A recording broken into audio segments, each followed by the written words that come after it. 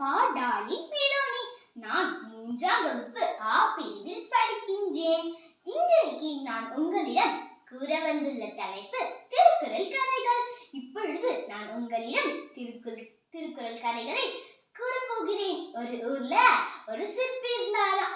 அந்த சிற்பி கடைக்கு போலாம் சொல்லிட்டு நடந்து போயிட்டு இருக்கும் போது ஒரு கடைக்கு நடுவுல பெரிய பாறாங்கல்ல பார்த்தாராம். அந்த பாறாங்கல்ல பார்த்தா வெள்ளி தங்கத்தை பார்த்து அவ்வளோ மகிழ்ச்சியா.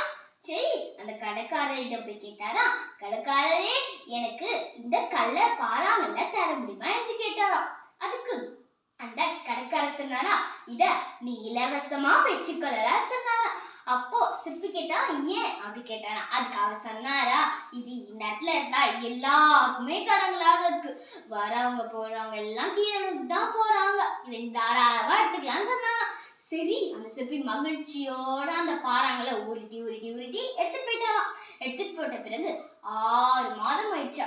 6 மாதத்துக்கு பின்னாடி அதுல ஒரு பெரிய கடவுள் சிலை செஞ்சாராம். அந்த பெரிய கடவுள் சிலை செஞ்ச பிறகு திரும்பி அதே ஊருக்கு போயிட்டு விற்பனை செய்யறதுக்காக போனாராம். அப்போ விற்பனை செய்யறதுக்காக போகும்போது அப்போ பின்னாடி அலையா மாதிரி மூஞ்சிட்டு எனக்கு வேணும் அந்த சின்ன கடவுள் சிலை அவ்வளோ அலையா மாதிரி வந்தாங்களாம் கேட்கறதுக்கு. அப்போ அந்த அந்த கள்ள தந்தாரு கடைக்காரர், அவரும் ஒருத்தர் தான் வந்து அந்த அவ்வளோ பணத்தை கொடுத்து அந்த கடைக்காரர் வாங்கிட்டாரா.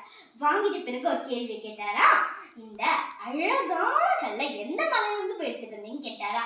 அதுக்கு அந்த சிற்பி சொன்னாரா, ஞாபகம் இல்லையா, 6 மாதத்துக்கு முன்னாடி தானே நீங்க தடங்களா இருக்கு நீங்க சொன்னீங்க, இதை இலவசமா பெற்றுக்கலாம் நீங்க சொன்னீங்கன்னு. அப்போ சிற்பி சொன்னாரா. அப்போ அந்த கடைக்காரர் யோசிச்சானா, ஆமா இல்ல அப்படி யோசிச்சாரா.